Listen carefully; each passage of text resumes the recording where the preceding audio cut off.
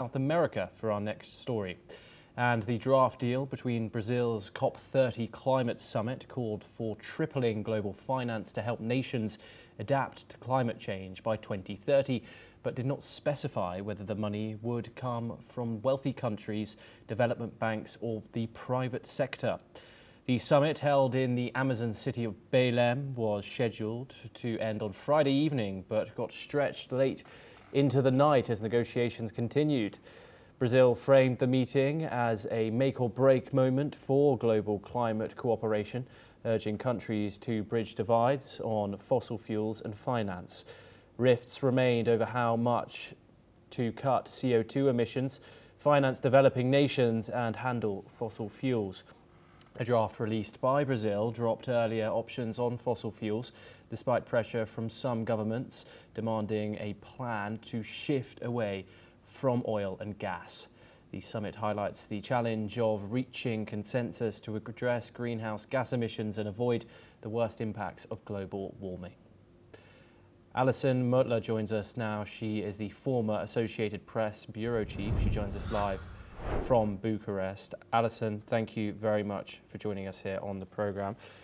This draft here, it calls for the tripling of global climate adaptation finance by 2030, but doesn't say who pays for this.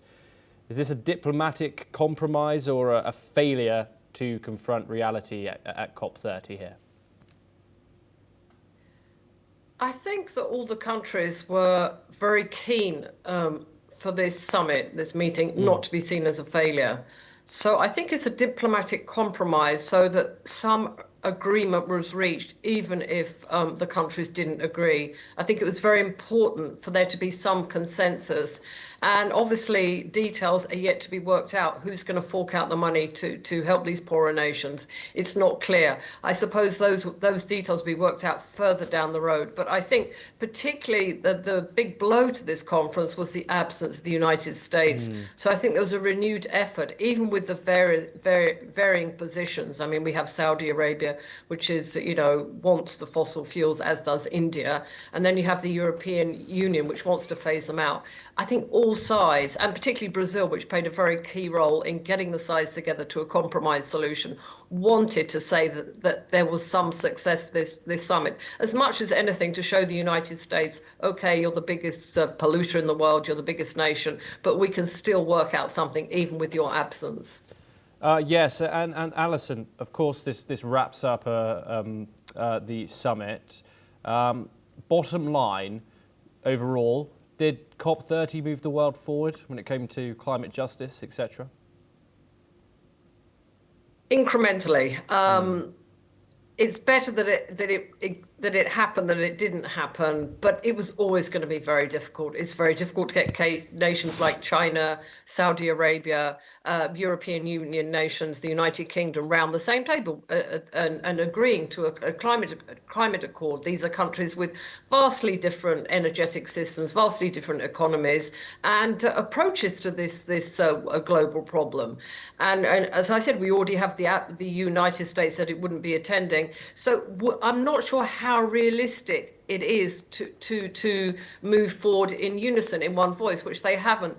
But I think the idea is at least we have made some progress. It's not as much as we would have liked, but there is some progress made, and it's very clear it will be very tricky in the future. And there's many angles to this. It's the use, it's the fossil fuel, it's the funding the poorer nations which are bearing the brunt of climate change, and all kinds of different political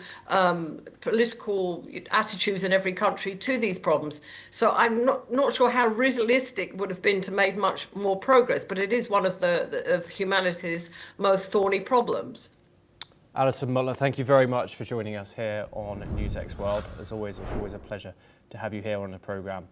For our final story, we move over to the Middle East, and Iran has sought help to fight a devastating fire in a UNESCO-listed forests in its north, with neighbouring Turkey sending firefighting planes as per certain reports. The fire threatens the Hyrcanian forests, which stretch along the southern Caspian Sea coast and date back 50 million years. According to UNESCO, which listed them as a World Heritage Site in 2019, they are home to 3,200 plant species, a floral diversity remarkable at the global level. 2 Iranian firefighting aircraft, 7 helicopters and around 400 firefighters are battling the blaze, which follows a drought marked by rain levels across Iran at 85% below average. Well, that's all that we have time for. Keep watching NewsX World.